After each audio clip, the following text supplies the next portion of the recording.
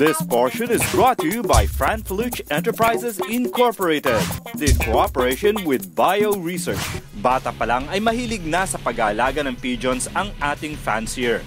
Mula sa ilang piraso ng kalapati na regalo ng kanyang mga magulang ay naging hobby niya na ang pag-aalaga hanggang dumating ang tamang panahon. At ngayon ay di lang siya certified breeder, kundi certified champion na rin si Mr. Ferdinand Chua. As of now, I have several breeders, around almost 200 breeders, and then mga flyers ko, mga 300.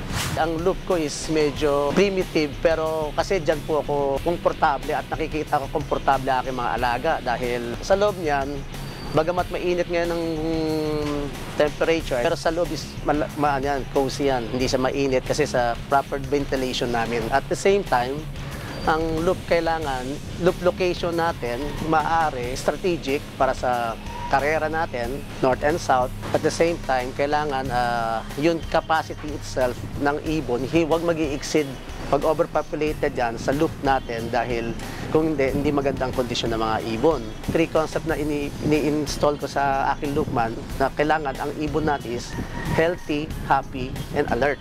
Kasi pag hindi sila happy, hindi sila uuwi dyan eh. At hindi sila alert, mahina ang ibon nila.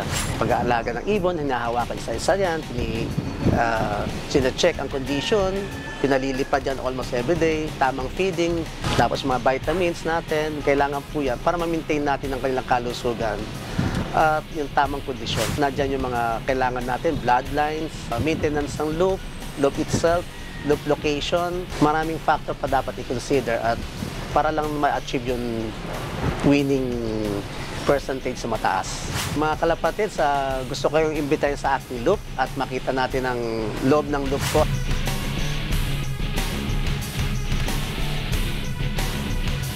Nandito na tayo sa aking loop at hawak ko ang aking recently North champion sa recently North race natin sa PPBC, which I won it overall and several lap champ na nakuha ng aking ibon.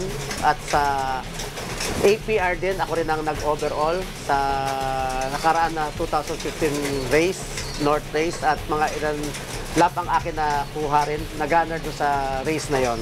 Magana silang kumain kahit na pinakain ko na sila kanyang umaga dahil sa tulong ng Pamprilutes na aking ginagamit, mga produkto nila para sa bacterial flushing at intestinal flushing. Safe Terminator, Respicu, saka Honey Aid. Yun ang aking madalas na ginagamit. Maganda ang nagiging result. At the same time, product natin is mura. Yun ang compare sa mga imported at ibang produkto. Hanggang sa susunod na episode, mga kalapatids, iniimbita ko kayo ulit kasi this time isi-share ko sa inyo ang mga konting aking kaalaman at winning tips para sa pag-aalaga at pag-maintain ng mga racing pigeon.